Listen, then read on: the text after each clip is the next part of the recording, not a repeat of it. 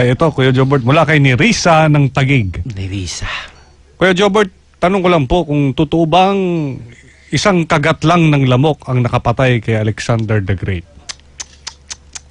Nagbabasa ng history yan. Pero, actually kasi, ang totoong pangyayari nito si Alexander the Great. Natutulog yan sa tent during the war. Natutulog siya sa tent. Ngayon, si Alexander the Great, dahil siya nagpaplano ng mga gera, mainitin ang ulo niyan. Paggabi, natutulog yan sa tent, nilalamok yan, grabing lamok. Kinagibukasan, pagising niya, gigil na gigil yan. Ang daming lamok! Hindi ako makatulog! Napupuyat na ako! Sabi niya ganun, nag-isip siya ngayon, kukuha ako ng tagabantay ko. Tinawag niya sa sundalo. Hoy! Halika rito, kawal! Po! Bantayan mo ako mamayang gabi, ha? Ayokong dadapuan ako ng lamok. Kahit na sinong lamok makita mo, patayin mo! Patayin ko po agad. Patayin mo kung hindi, ikaw ang papatayin ko. Tapang naman Alexander. Oo, matapang yan. Di yun.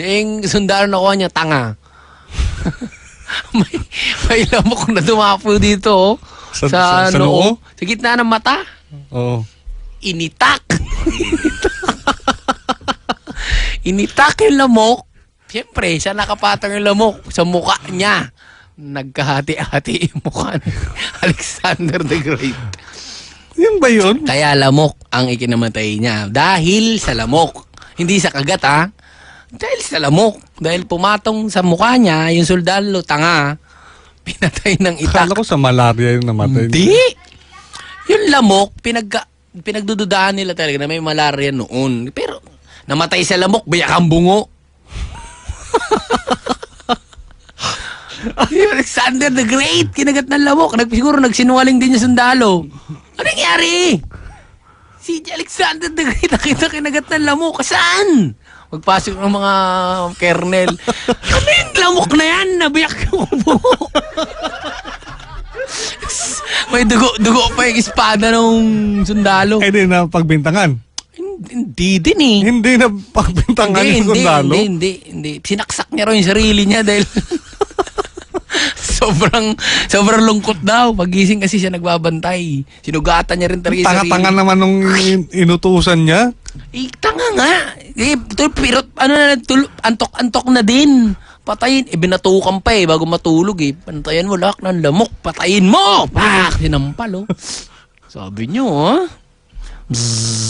dumapo talaga Medyo malaki-laki yung lamok Tirahin na yan. Plak! Tanggal yung anit niya Mugulong daw yung utak At nagulat din sundalo. Nalimpong ata. Namatay siya. Si Alexander the Great namatay. Kinamatay. Kinagat po ng lamok. Biyak-biyak ang bungo. Ay, lamok yan. Naku, Hindi naman ata namatay si Alexander the Great ng ganun na biyak yung bungo Hindi yung bungo, yung mukha. Kasi dito yung mata. Mula sa mata hanggang pababa sa talukap. Tanggal talaga kasi biniyak. Umihilik pa daw Tsak. Hey, gumano na lang daw si Alexander. Hey, tanga ka. Sabi. Nakapagsalita pa? Oo.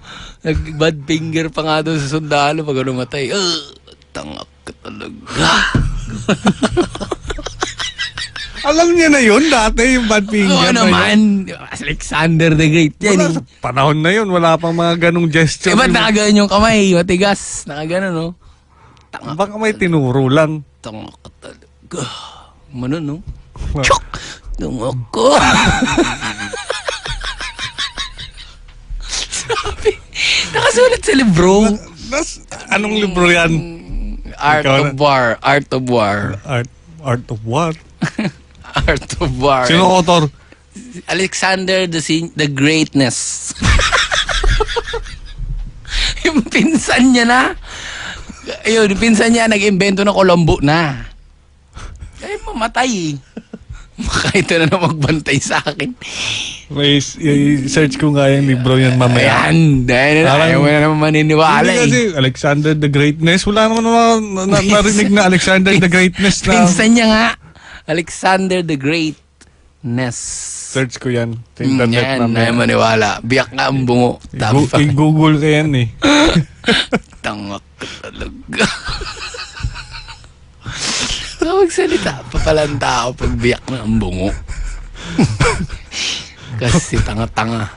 584-5545 para kayo makapagtanong at makapagsabi kung ano man ang dinadaing yung problema. Talaga. Itanong mo kay Kuya Jobert.